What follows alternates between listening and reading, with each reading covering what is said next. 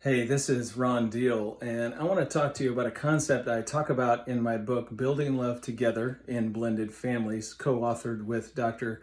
Gary Chapman. It's a key word that I think is important when you think about bonding within a step family, and the word is pace, Pace. How do you pace with the person that you are trying to bond and connect your relationship with? Now, the reason this is important is because it has everything to do with your expectations and how hard you drive toward deepening the relationship and creating intimacy. So, for example, let me use an illustration that everybody can relate to, and that is making a new friend. Okay, if you meet somebody in the office, of course, it's pandemic, none of us are doing that. But if you know what I'm talking about, if you meet somebody, maybe the neighbor, somebody at church, and you kind of like to get to know them a little bit better, what you don't do is push yourself into their life and 24/7 try to orient yourself around them, or they're going to think you're creepy and they're not going to want you anywhere near them, right? So you have to pace. You have to begin to get to know them a little bit. Find stuff you have in common. Start connecting around things, common interests or topics or conversations, and then let that lead you forward in the relationship. Eventually, it could become a very affectionate relationship, a good friendship, somebody you really deeply trust and share a lot of your life and heart with. But that doesn't start from either party in the beginning. You have to develop that slowly over time. We all understand that intuitively when it comes to developing friendships. Same thing's true in step family relationships. You may be very eager as a step parent or as a step sibling who now has another step sibling you'd love to get to know. But if the other person is not as eager, they don't match your level of interest in developing a relationship, then you have to back off and pace with them. Take, for example, an adult stepchild.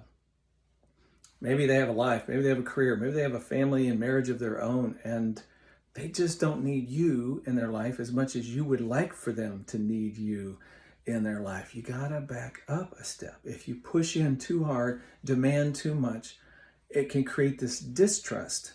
Walls go up. Now they really don't want you moving into their space. Not a good idea. Now, how does this apply with the 5 love languages? Here's another practical application of this idea of pace. Let's say their love language is physical touch or quality time. Wow, you want to jump into that space. Let's spend some time together. Let's spend a lot of time together. Or come here, give me a hug. Well, if their pace is that's awkward still. I mean, jump back into that, making a new friendship, and you try to give an affectionate hug to somebody who doesn't know you or trust you. That's a violation of their personal boundaries and space. You just made it harder. Same thing is true. If you don't pace with them, then you can backfire. Your intentions can backfire on you. It's a lot easier to just do acts of service, to connect in words of affirmation, encourage them, compliment them, try to find ways of building emotional safety between you that doesn't require a lot of deep physical touch. Or do level 1 physical touch. It's that fist bump. It's that how you doing? A smile on your face, just a touch on the elbow. Whatever that is appropriate for where your relationship is, and then be okay with that. You're hugging everybody else. It's a holiday or a birthday and everybody else gets a hug, but not that person. That's awkward. That's weird. That's strange.